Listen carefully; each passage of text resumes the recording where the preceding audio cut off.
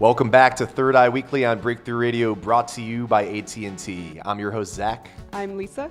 And this week, it's Longevity Week here on Breakthrough Radio. We're picking a very specific topic to explore this week, meaning the Cuban lung cancer vaccine, which has been essentially widely spread throughout most of Europe and even parts of Asia, including Japan. It's pioneered in Cuba, where there are breakthroughs happening in the biotech industry on a daily basis. But because of our long-standing embargo with Cuba, which has been in effect since 1962 and has only really recently been alleviated, but not completely lifted, we're starting to see that there are these really incredible medicines, including this lung cancer vaccine called Sinovac, which we might be able to start integrating into our own society to really save lives. So we're going to be talking with Dr. Lee from the Roswell Center, which has been working very closely with the Immunology Center in Cuba to try and get this process ratified a little bit faster, to try and better understand the effects of this pretty incredible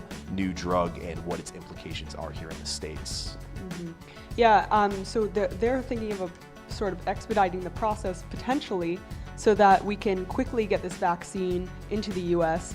However, there's a lot of discussion that maybe it might not be smart to just quickly go into phase 2 of clinical trials when this drug has never been in the U.S. before. Sure, there's a lot of data and research backing it up, but I think that we should definitely stick to the protocol that we use in the United States in order to make sure that this is a really healthy vaccine that we bring to our citizens.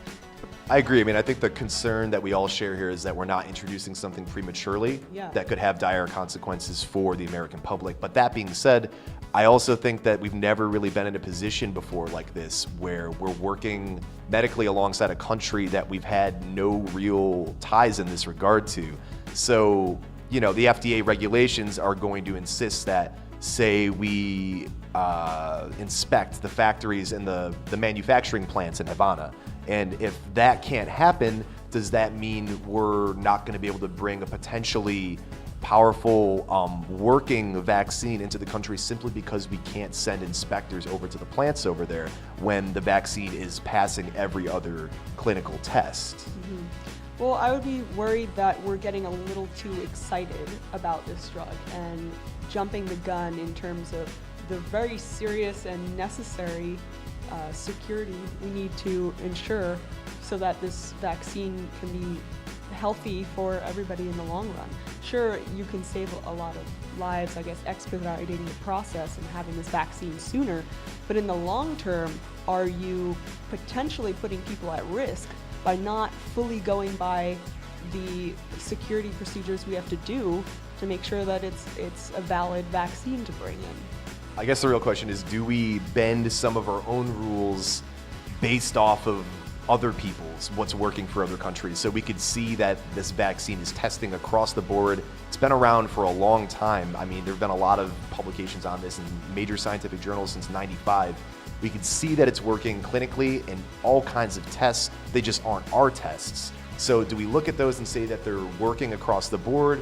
We should jump a couple stages forward and potentially save hundreds, if not thousands of lives? Or do we stick to our guns and say, this is what we're going to do? We're going to make sure that the standard always remains the same for the American medicine that's being regulated by the FDA.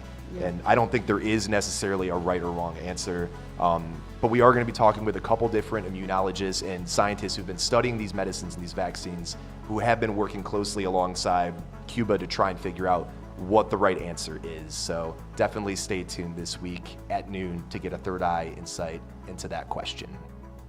I'm your host, Lisa. And I'm your host, Zach.